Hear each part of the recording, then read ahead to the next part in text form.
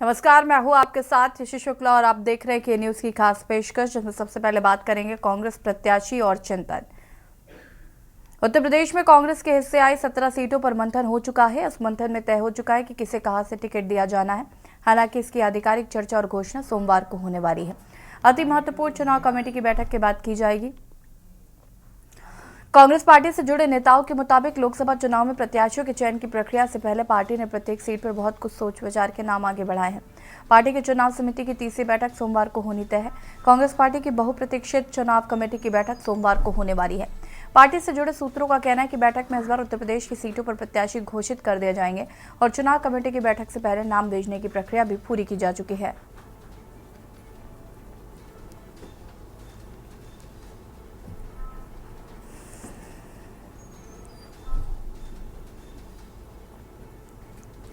UP की सभी 17 सीटों पर मंथन हो चुका है। जल्द ही प्रत्याशियों की घोषणा भी कर दी जाएगी। सोमवार को टिकटों का ऐलान कर सकती है कांग्रेस।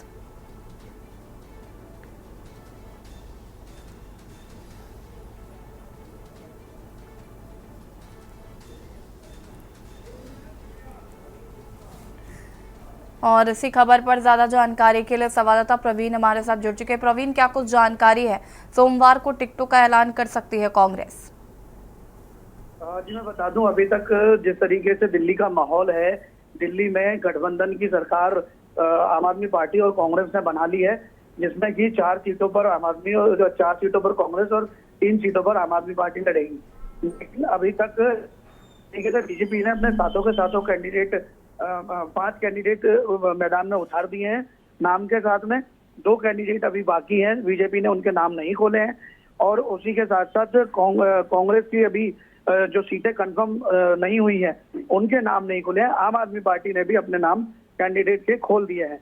तो सोमवार को जब जो आने वाला सोमवार है, उसको कांग्रेस अपने जो प्रत्याशी हैं उनका नाम डिक्लेयर करेगी।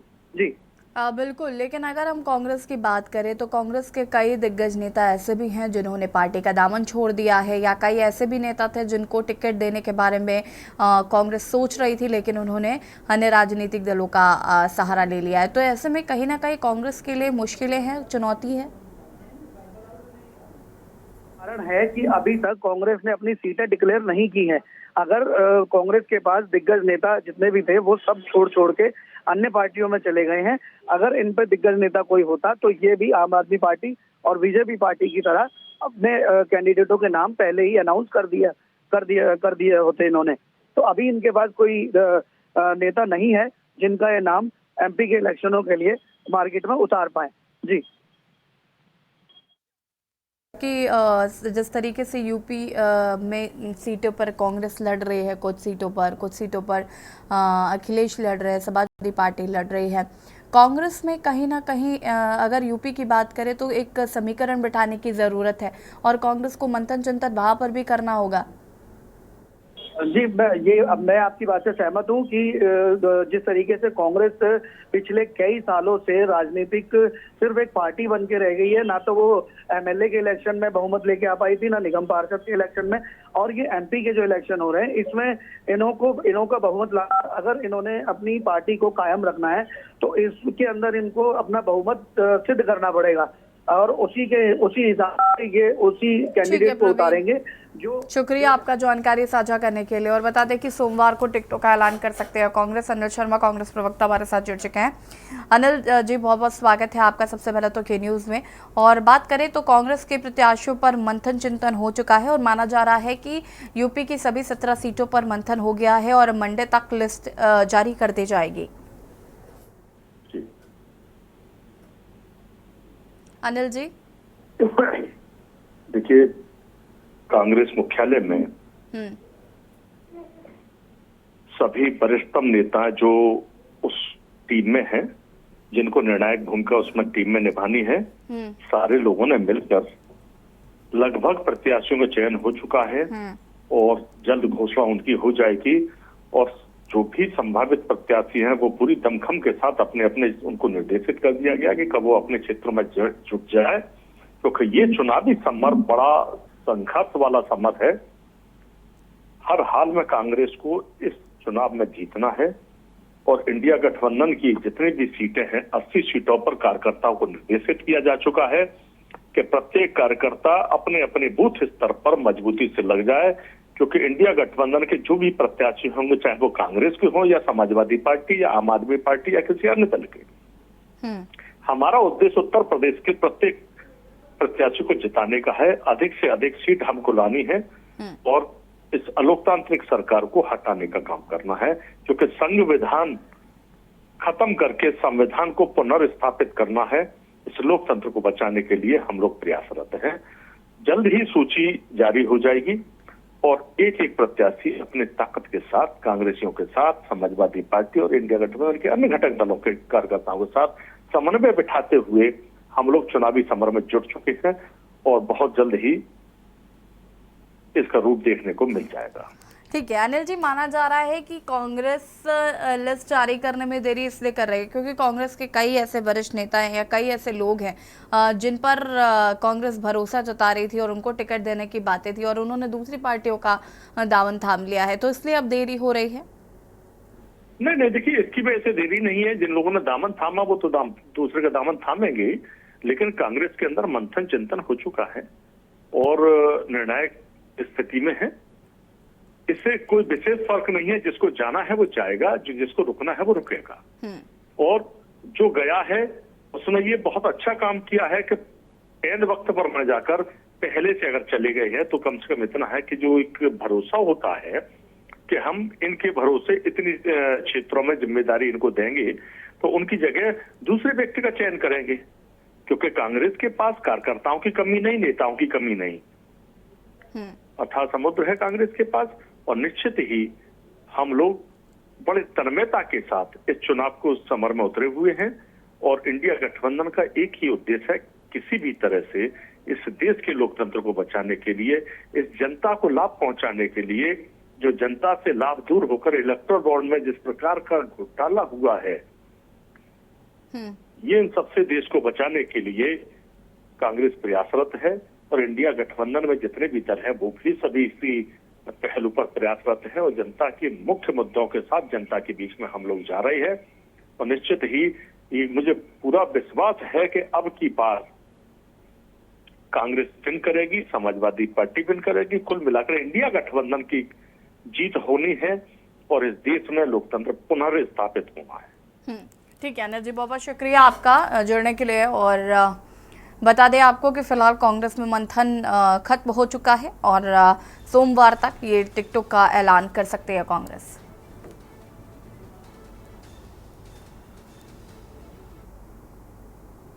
और अब बात करेंगे मोदी का मिशन दक्षिण। प्रधानमंत्री नरेंद्र मोदी रविवार को केरल के पलक्कड़ में रोड शो करेंगे। लोकसभा चुनाव की तारीखों की घोषणा के बाद प्रधानमंत्री मोदी का पहला दौरा है। वे बीजेपी उम्मीदवार के समर्थन में पथानामथिट्टा जाएंगे और इस क्षेत्र से बीजेपी ने कांग्रेस नेता और पूर्व केंद्रीय मंत्री ए.के. एंटनी के बेटे अनिल एंटनी को चुनावी मैदान में उतारा है। पीएम मोदी ने उन्हीं के लिए चुनाव प्रचार करेंगे। पीएम मोदी का इस साल का राज्य का 5वां दौरा है। प्रधानमंत्री मोदी 15 मार्च से 19 मार्च तक दक्षिण भारत के दौरे पर रहने वाले हैं। इस दौरान वो केरल, तमिलनाडु और तेलंगाना में चुनावी रैलियां करेंगे। केरल में 15 मार्च की रैली में पीएम मोदी ने कहा था कि कांग्रेस और लेफ्ट की स्थिति यह है कि जिस राज्य में चुनाव हारते हैं वहां वो दोबारा वापसी नहीं कर पाते। कांग्रेस ने सत्ता के लालच में जिस तरह से खेल खेला, राज्यों को बर्बाद किया, जिस राज्य से ये अपराजित होते हैं वहां के लोग इन्हें वापस लौटने नहीं देते।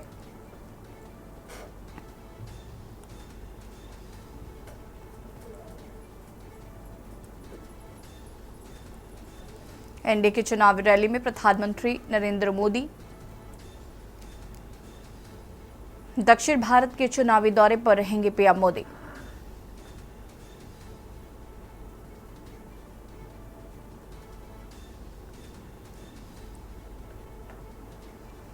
एनडीए की चुनावी रैली में शामिल होंगे प्रधानमंत्री।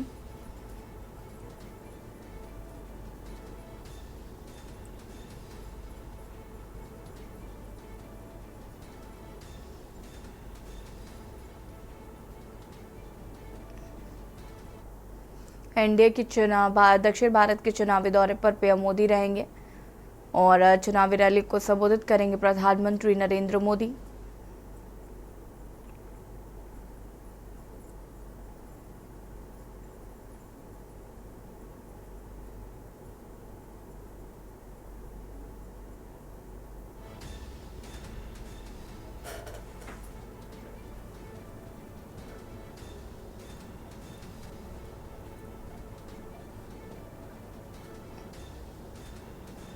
मोदी का मिशन दक्षिण।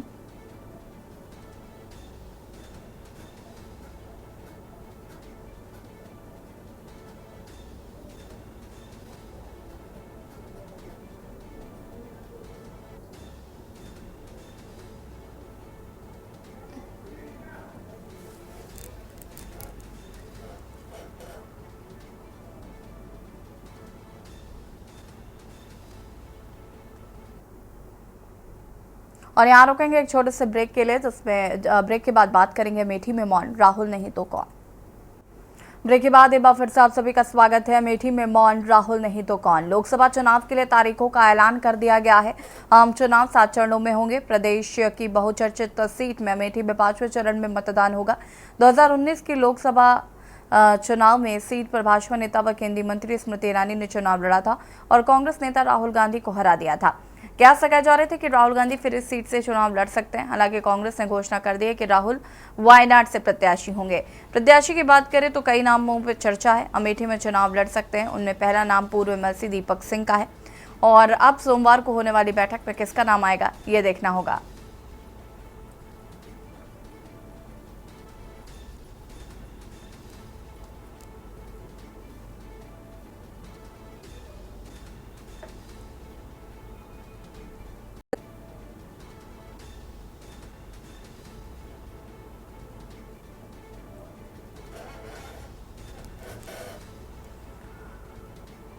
और इसी खबर पर हमारे साथ संवाददाता कौशलेंद्र जुड़ चुके हैं। कौशलेंद्र, अमेठी से चुनाव कौन लड़ेगा कांग्रेस की तरफ से, ये अभी तक बड़ा सवाल है। और जिस तरीके से माना जा रहा था कि राहुल गांधी अमेठी से चुनाव लड़ सकते हैं, हालांकि वो वायनाड से प्रत्याशी हैं, तो ऐसे में क्या कांग्रेस किसी नए चेहरे पर दांव लगा सकती है?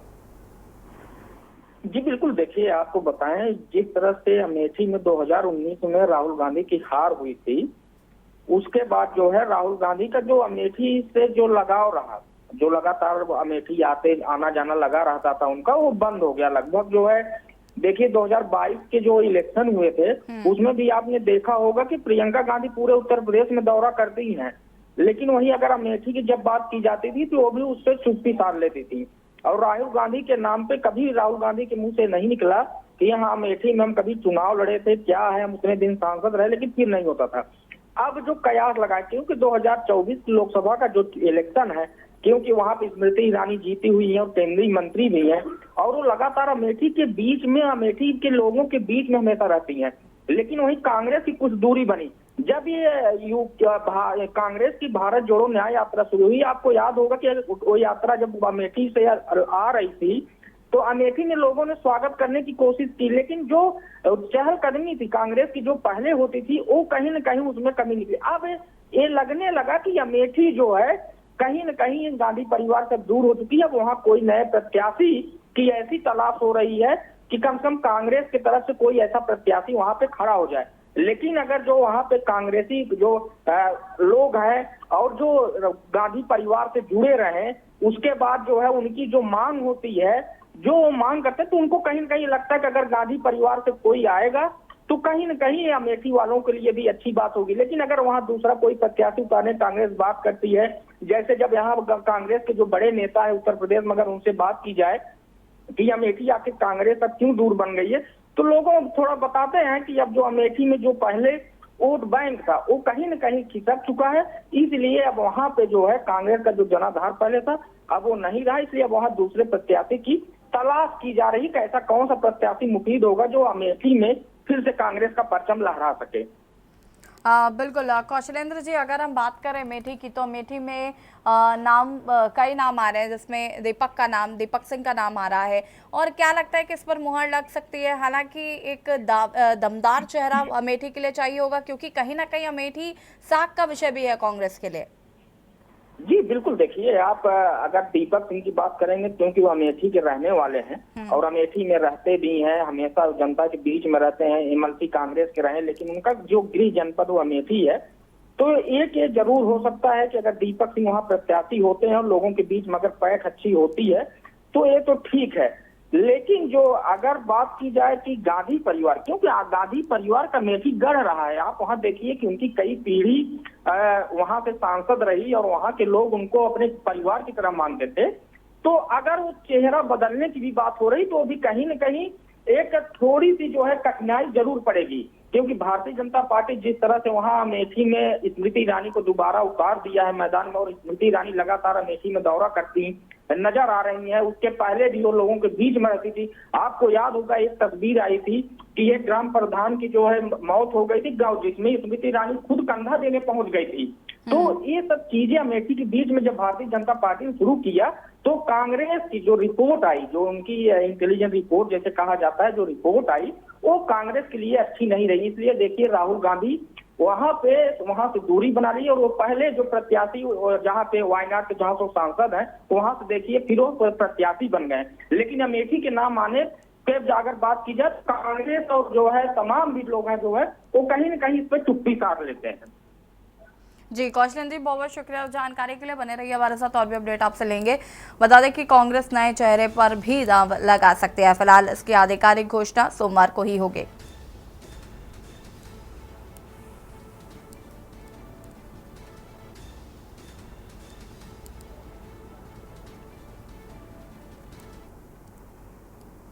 और अब बात करेंगे बहन जी का गुर्जर कांड।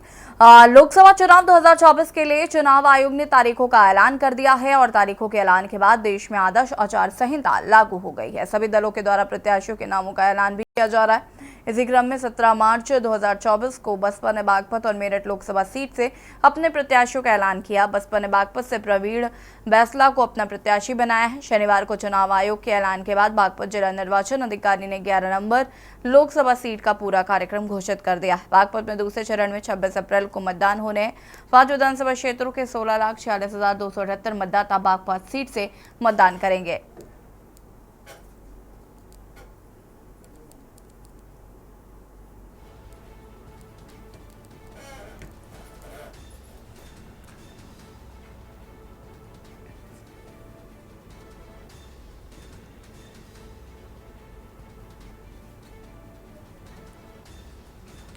जयंत चौधरी लड़ चुके हैं बागपत सीट से चुनाव। बागपत पर बसपा ने खेला है गुर्जर कार्ड, और ऐसी खबर पर हमारे साथ कौशलेंद्र जुड़े हुए हैं। कौशलेंद्र, बागपत पर की बात करें यहाँ पर, तो यहाँ पर बसपा जो है वो गुर्जर कार्ड खेलती हुई नजर आ रही है। अगर हम बात करें बसपा की, तो बसपा भी कहीं ना कहीं पूरी कोशिश कर रही है, सारे समीकरणों को साधने की कोशिश करे।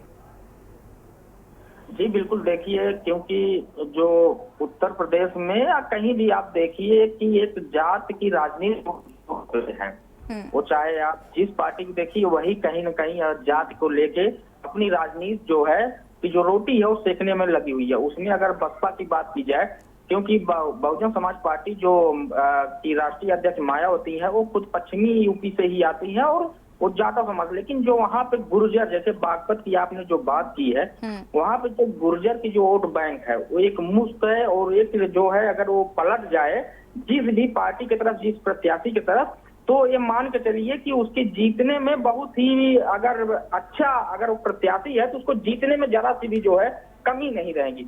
लेकिन अगर जो है वही गुर्जर समाज यदि जो है बट गया, किसी खेमे में बट गया, क्योंकि बागपत से देखिए जयंत चौधरी भी चुनाव लड़ चुके हैं और उसका नतीजा लोगों ने देखा भी है।